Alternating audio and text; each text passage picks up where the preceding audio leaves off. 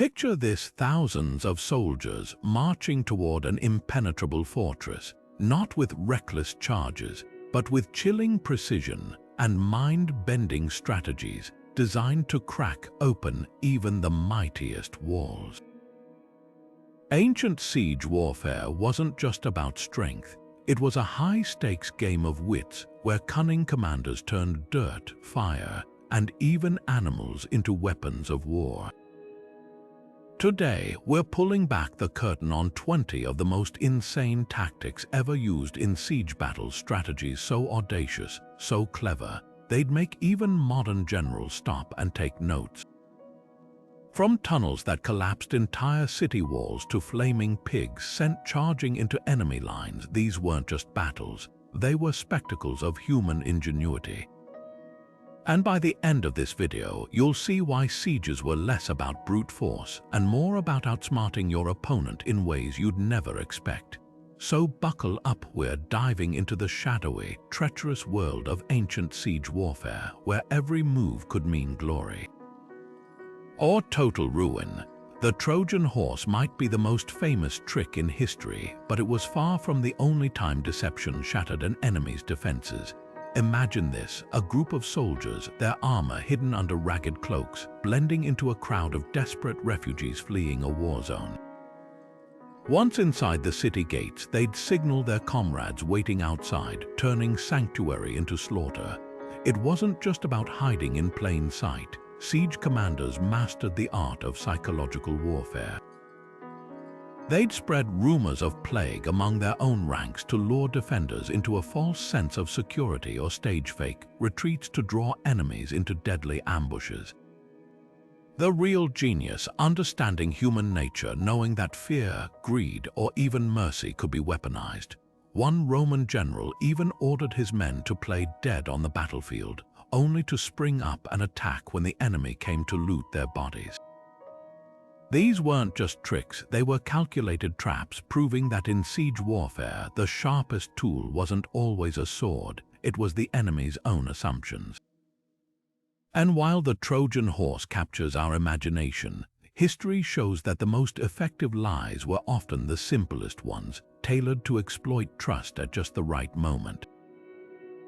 The siege tower was more than just a weapon, it was a statement. Imagine a wooden skyscraper, sometimes reaching 90 feet tall, creaking ominously as it inched toward a city's walls on massive, reinforced wheels. The Assyrians didn't just build these giants, they turned them into psychological warfare. Defenders would watch in horror as these moving fortresses loomed closer, knowing that once it reached their walls, dozens of soldiers would pour over their battlements like a human flood. But constructing one was an engineering nightmare. Every detail had to be perfect. Too heavy, and the wheels would sink into the mud. Too flimsy, and enemy catapults would smash it to splinters. Some towers even had secret innovations like fireproofed hides soaked in vinegar or rotating platforms that let archers pick off defenders from above. And when the drawbridge slammed down, connecting tower to wall, it wasn't just a path for soldiers, it was the moment a city's fate hung in the balance. The sheer audacity of these structures changed sieges forever, proving that sometimes the best way to conquer a wall wasn't to break it, but to rise above it.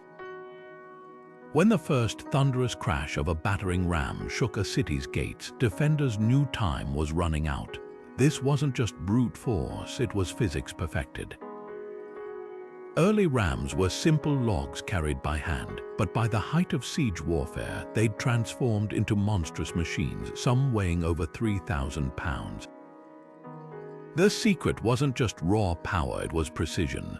Roman engineers crafted rams with iron-reinforced heads shaped like animal skulls, not just for intimidation but to concentrate force onto a single point, turning solid oak into a scalpel for stone. And the innovations didn't stop there. Some crews slung their rams from massive chains, letting gravity do the work, each swing building momentum like a pendulum from hell.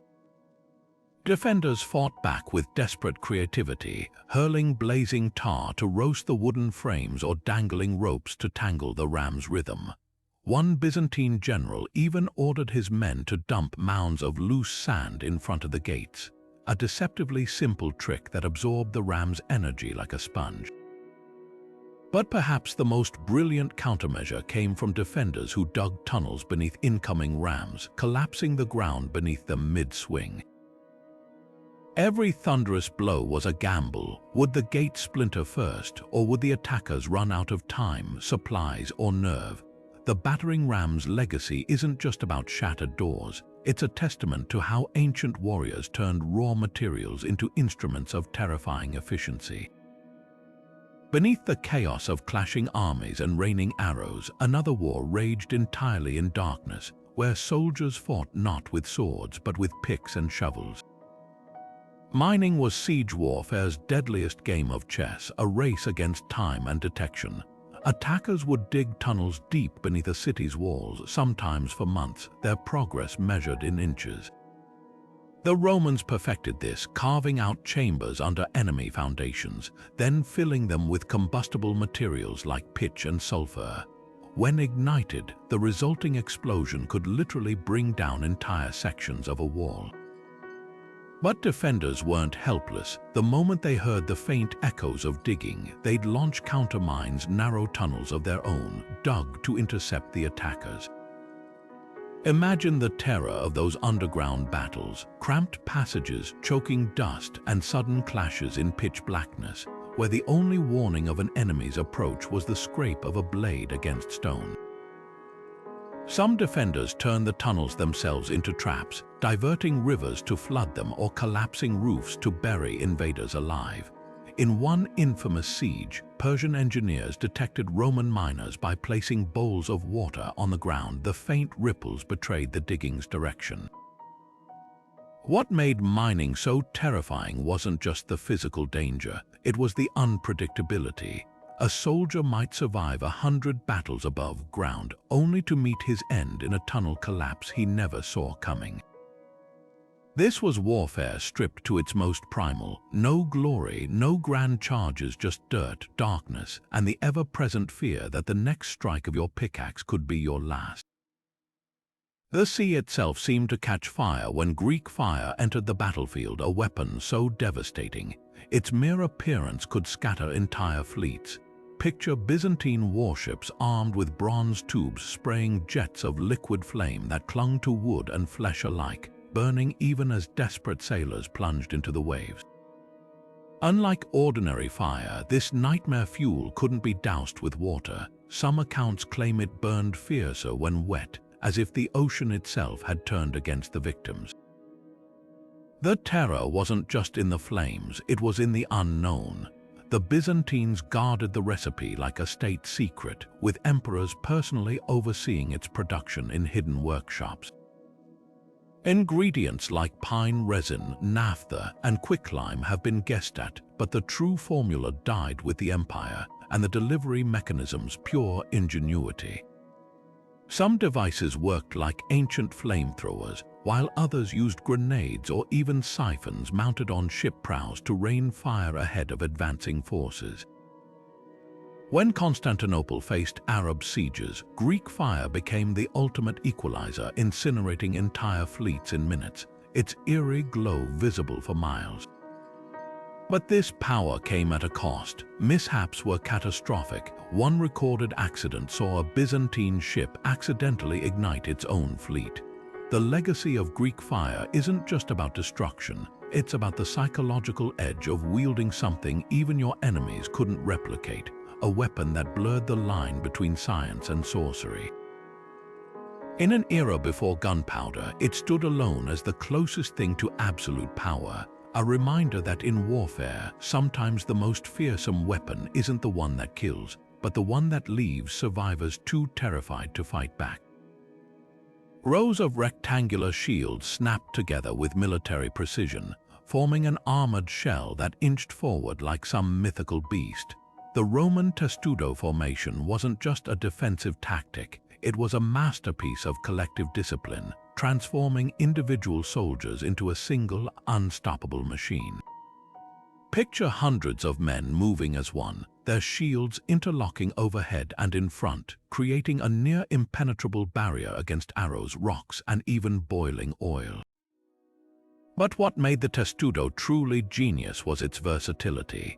In one famous siege, Roman troops used it not just for protection, but as a human ladder, soldiers in the rear ranks hoisting their comrades upward until the formation became a living ramp, allowing the front lines to scramble over low walls like ants scaling a hill.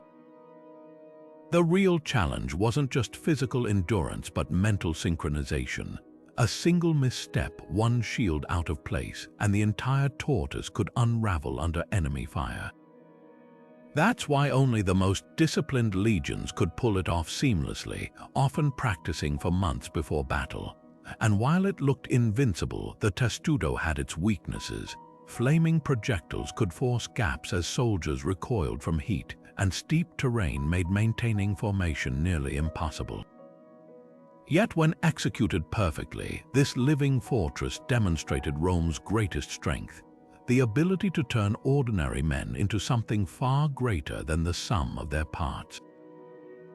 It wasn't just a shield wall, it was a symbol of unity, proving that cooperation could conquer even the most desperate odds.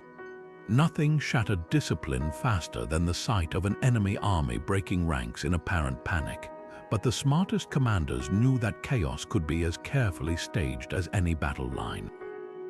The fake retreat wasn't just a trick, it was psychological theater preying on the most dangerous human impulse in warfare, the urge to chase a fleeing foe. Mongol generals turned this into an art form. Their cavalry would launch furious assaults, then suddenly scatter as if melting under enemy resistance, only to pivot moments later, trapping overeager defenders who'd abandoned their walls in pursuit. The genius lay in the details. Horses were trained to wheel at precise signals, while riders exaggerated their retreat with convincing desperation, dropping weapons and banners to sell the illusion. But the real brilliance was in patience, letting the enemy's excitement do the work. As defenders poured through their own gates, drunk on imagined victory, hidden Mongol units would cut off their retreat while the fleeing riders transformed into a closing noose. History shows this wasn't unique to the steppes. At the Battle of Hastings, William the Conqueror used feigned retreats 3 times to break English shield walls, exploiting the same human weakness. The lesson was clear. In siege warfare, walls meant safety, but overconfidence was the crack that doomed cities. Whether through Mongol horse archers or Norman knights, the fake retreat proved that sometimes the deadliest trap wasn't hidden in the ground, but in the enemy's own mind. Imagine standing atop a city wall, only to feel a sudden jerk as an iron claw embedded itself into the masonry beside you, then watching in horror as the entire block was wrenched free with a sickening crunch. The siege hook wasn't just a tool, it was a weaponized betrayal of architecture, turning the very stones meant to protect you into projectiles. Carthaginian engineers mastered this brutal art, crafting hooks with serrated edges designed to bite deep into mortar joints. Some were mounted on massive poles, operated by teams of soldiers who'd lean their full weight into each pull like a macabre tug of war. Others functioned as thrown weapons, iron talons hurled by ropes, snagging defenders by their armor or cloaks before yanking them screaming into the abyss. But the real terror lay in the slow, methodical destruction. Unlike battering rams that sought one decisive breach, hooks peeled walls apart layer by layer, leaving jagged gaps that weakened entire sections. Roman histories describe how defenders would frantically lash ropes to embedded hooks, straining to counter-pull against attackers in a desperate bid to save their walls. And the psychological toll, incalculable. Every creak of the ropes, every grating scrape of stone signified not just damage, but the inevitability of collapse. The siege hook didn't just break barriers, it unraveled morale, proving that sometimes the most fearsome weapon wasn't one that struck fast, but one that made defenders watch helplessly as their safety was dismantled piece by piece. Hollywood's favorite siege scene, a cauldron of bubbling oil tipping over the ramparts, makes for dramatic cinema.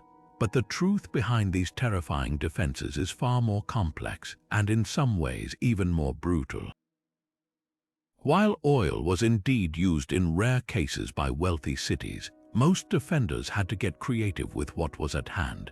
Imagine the horror of attackers scaling a ladder, only to have a torrent of near-boiling water poured straight onto their exposed faces and hands.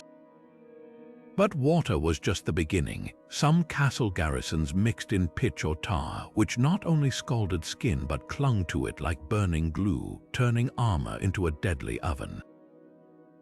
The Romans took this horror to another level with quicklime, a powder that, when combined with water, created a chemical reaction capable of melting flesh. And then there was heated sand, perhaps the most insidious weapon of all. Superfine and blisteringly hot, it could pour through the narrowest gaps in armor, seeping between chainmail links to brand skin with searing pain. The agony was so intense that accounts describe soldiers tearing off their own armor mid-assault, preferring to face enemy arrows than endure another second of that creeping, inescapable burn. What made these defenses so effective wasn't just the physical damage, it was the psychological torment. Defenders didn't just want to stop climbers, they wanted to make the very thought of approaching those walls unbearable. And in that, they succeeded. Even the bravest mercenaries would hesitate when they saw the telltale glint of a cauldron heating over the battlements, knowing that death might come not with a sword's clean strike, but in a slow, screaming nightmare of molten agony. The trebuchet didn't just break walls, it defied the laws of physics with every earth-shaking launch. Picture a timber giant towering over the battlefield, its massive counterweight suspended like a coiled spring, ready to unleash devastation with mathematical precision. What set this apart from earlier catapults wasn't just power, it was control. Engineers could adjust the counterweight's mass or release angle to alter trajectories, turning each shot into a calculated strike rather than hopeful chaos. The numbers still astound. Some flung stones the weight of a grown horse nearly the length of 3 football fields, impacting with enough force to reduce fortified towers to rubble in a single hit. But the real horror came from the payloads, not just boulders, but barrels of burning pitch that exploded on impact, or worse, the rancid corpses of animals lobbed over walls to fester in besieged streets. At the Siege of Stirling Castle, records describe one Scottish trebuchet nicknamed Warwolf that took 3 months to build, only for the defenders to surrender the moment they saw its monstrous frame completed. Yet for all its might, the trebuchet's brilliance lay in its simplicity. The counterweight system transformed human energy into mechanical advantage, allowing a team of laborers to achieve what once required hundreds straining at ropes. And when that arm finally swung, the aftermath was more than physical destruction, it was psychological paralysis. The realization that no wall could provide safety when death rained from the sky in ways no shield or armor could deflect. This wasn't just a weapon, it was the ultimate demonstration of how brains and brutality could merge to reshape the very landscape of war.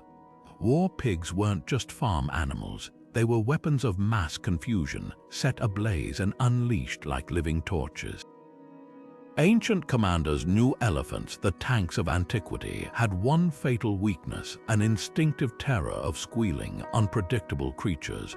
So when facing these towering beasts, besiegers turned to pigs soaked in pitch, their hides set alight to send them charging in agony toward enemy lines. The results were pandemonium. Historical accounts describe elephants recoiling in blind panic, trampling their own troops as the pigs' shrill cries echoed over the battlefield. But the horror didn't stop at animal warfare.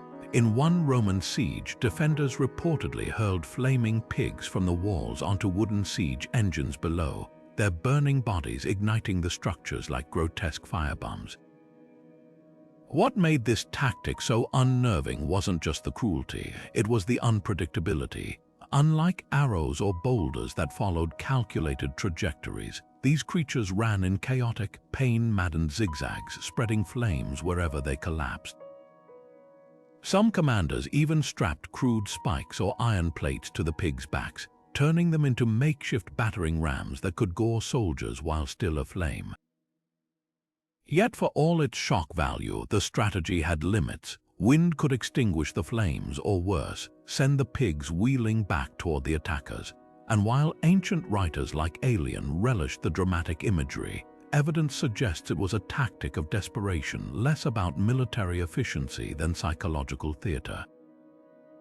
In the end, the burning pigs revealed a darker truth of ancient warfare. When survival hung in the balance, no resource, no matter how innocent, was off limits if it could tip the scales toward victory.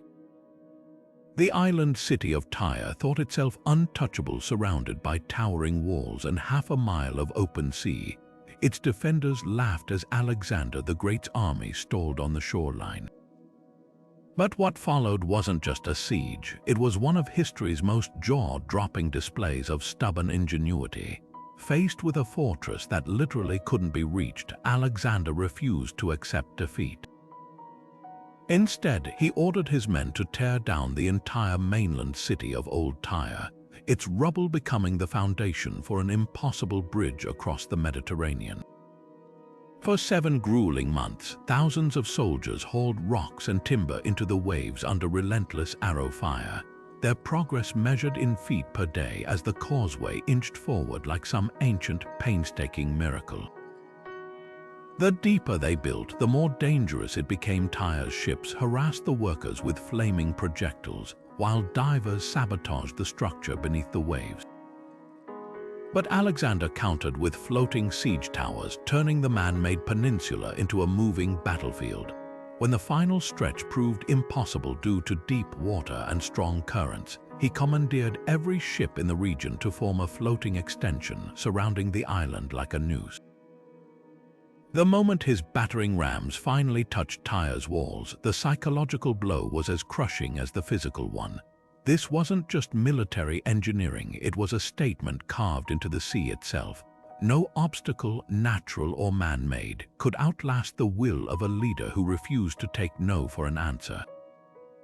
The fall of Tyre didn't just give Alexander a victory, it rewrote the rules of what a siege could be, proving that sometimes the most impossible strategies are the ones that leave enemies too stunned to fight back. Nothing shattered a defender's confidence like waking to screams in the dead of night, the horrifying realization that the enemy wasn't at the gates anymore.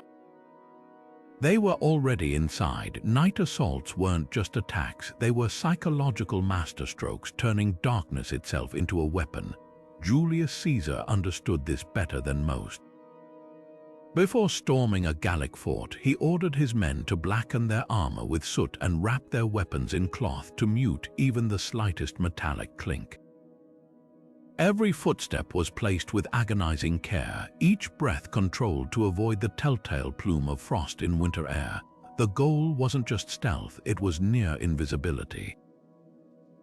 Ancient accounts describe sentries being grabbed from behind before they could cry out, their throats slit with blades they never saw coming, but the risks were immense.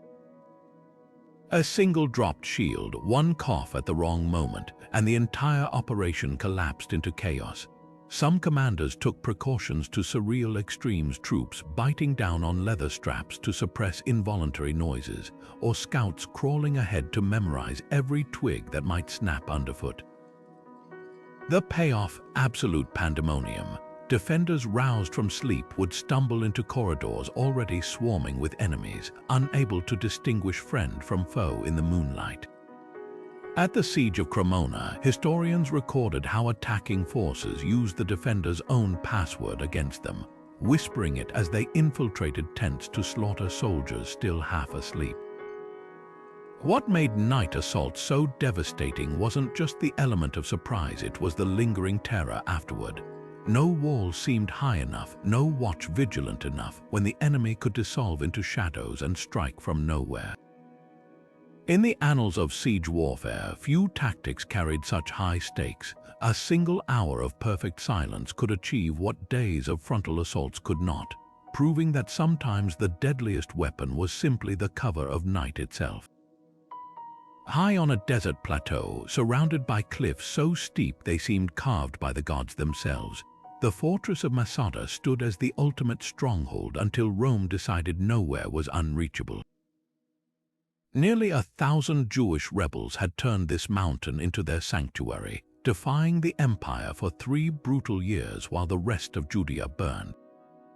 But the Romans didn't just lay siege, they reshaped the landscape itself.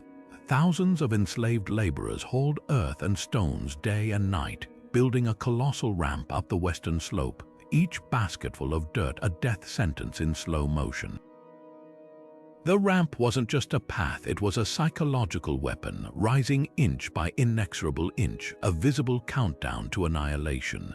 When the Romans finally rolled their battering ram up the finished slope and breached the walls, they found only silence. Rather than surrender, the defenders had drawn lots and chosen death, families embracing before fathers carried out the unthinkable. Historical accounts describe a single elderly woman and a handful of children hidden in cisterns, the only survivors left to whisper the tale.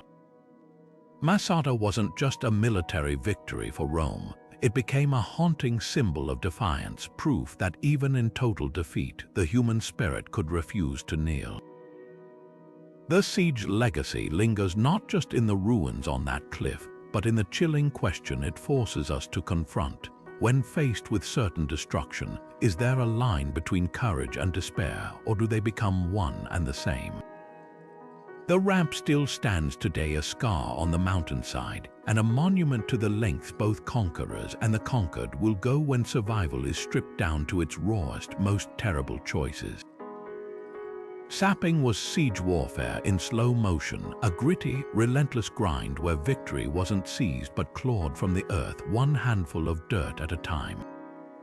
Unlike dramatic explosions or towering battering rams, this tactic relied on something far more mundane, a shielded trench inching forward like a worm through the soil.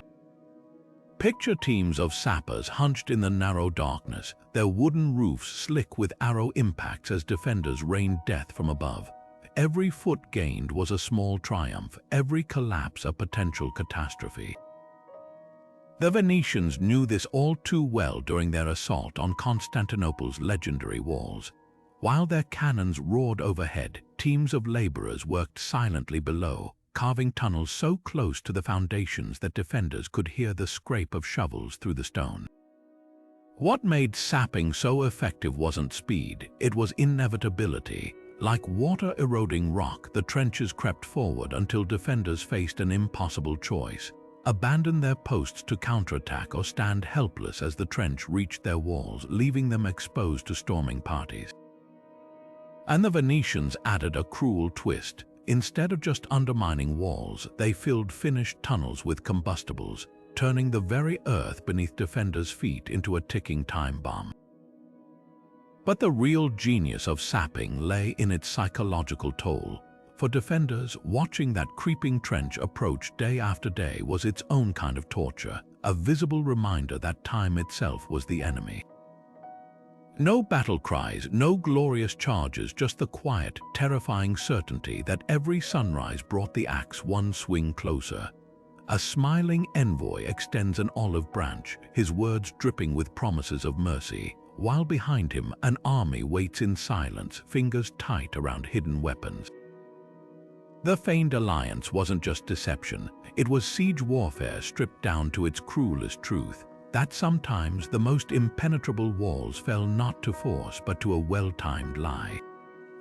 The Mongols elevated this to an art form. After surrounding a city, they'd send diplomats swearing peaceful intentions, even offering lavish gifts to sway hesitant rulers. But the moment those heavy gates creaked open, the horsemen would flood through, their earlier pleasantries vanishing like smoke. One notorious account describes a Mongol general who spent weeks negotiating with a Persian fortress, exchanging hostages and sharing feasts only for his men to slaughter the guards during a final celebratory banquet, their knives slipping out as the wine cups were raised. The brilliance lay in the patience. Unlike a battering ram or trebuchet, this strategy required no engineering, just a keen understanding of human desperation. Defenders worn down by months of siege were far more likely to clutch at even the flimsiest hope of survival, and the psychological aftermath even worse. Cities that fell to betrayal often faced harsher reprisals, their trust punished as fiercely as their resistance. Yet the tactic wasn't foolproof. Savvy commanders learned to demand impossible concessions, like the Mongols dismounting or surrendering their bows as litmus tests for sincerity. In the end, the Feigned alliance revealed a chilling lesson. In siege warfare, the deadliest breaches weren't in stone, but in the human heart's willingness to believe that mercy could exist where none was ever intended. Julius Caesar didn't just surround Alesia, he redefined the very concept of a siege by turning the landscape into a lethal chessboard. With the Gallic leader Vercingetorix and his army trapped inside the hilltop fortress, Caesar faced a nightmare scenario. Nearly 80,000 warriors fortified behind massive walls, while a relief force of 250,000 marched to break the siege. His response: build not one, but two staggering fortifications, an inner wall 16 miles long bristling with towers and trenches to prevent escape, and an outer wall just as formidable facing outward to repel reinforcements. The scale was unprecedented, over 20 feet high in places, reinforced with sharpened stakes, concealed pits, and even a moat filled with water diverted from nearby rivers. But the real stroke of genius was in the details. Caesar designed killing zones between the walls where attacking forces would be funneled into narrow passages, only to find their charge abruptly halted by hidden obstacles while Roman artillery rained death from above. As weeks turned to starvation, the Gauls grew desperate.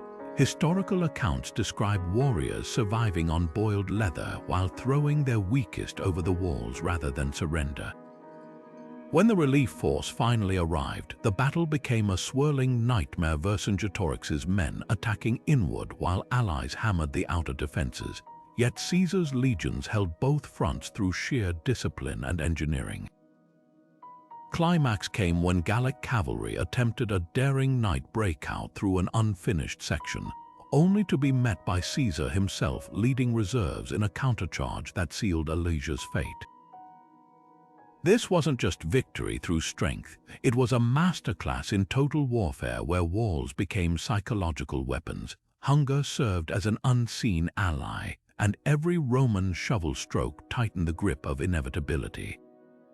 In the end, Vercingetorix rode out alone in gilded armor to surrender at Caesar's feet, a moment preserved in history not just for its drama, but as proof that even the mightiest strongholds could fall to a mind that saw terrain not as obstacles, but as tools waiting to be rearranged.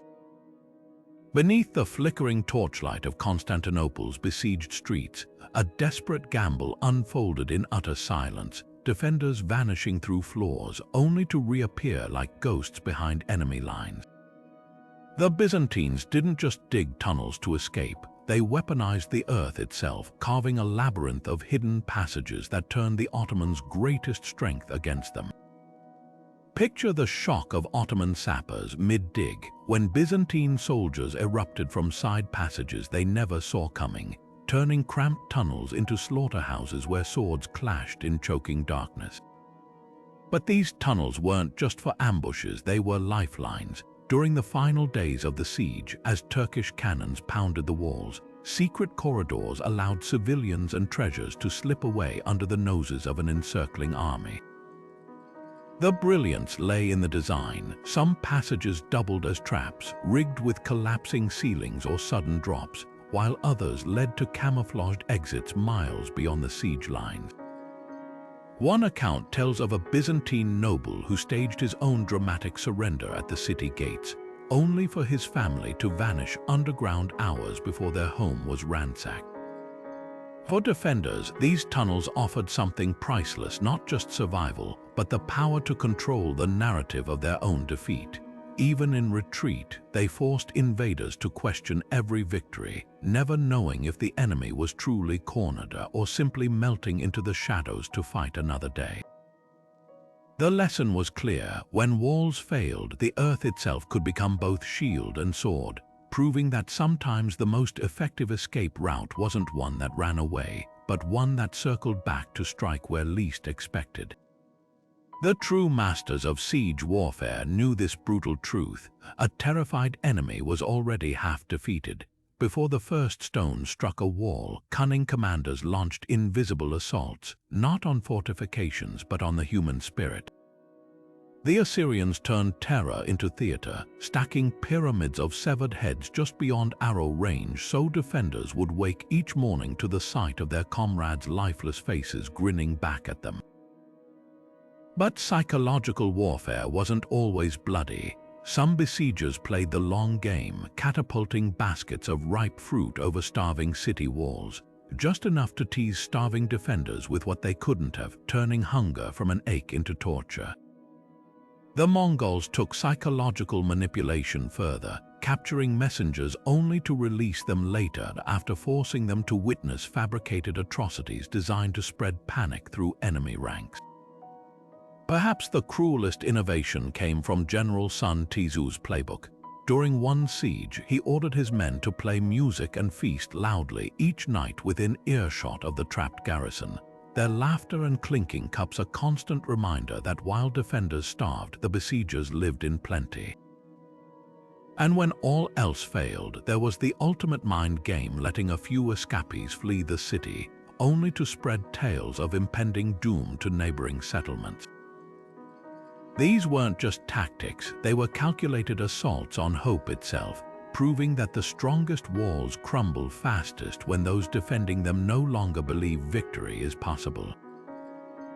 In the silent hours before dawn, when fear whispers loudest, even the bravest soldiers would find themselves wondering, was resistance courage or just a slower form of surrender? Water was more than a resource, it was a weapon wielded with chilling precision. When the Babylonian king Nabopolassar set his sights on Nineveh, he didn't just attack its walls, he turned the Euphrates River itself into a Trojan horse. Under cover of darkness, his engineers carved new channels, diverting the mighty river's flow until its waters receded just enough to expose the city's submerged gates. Soldiers slipped through like shadows, their path paved not by brute force but by the quiet power of redirected nature. This wasn't just strategy, it was alchemy, transforming life-giving water into a tool of conquest.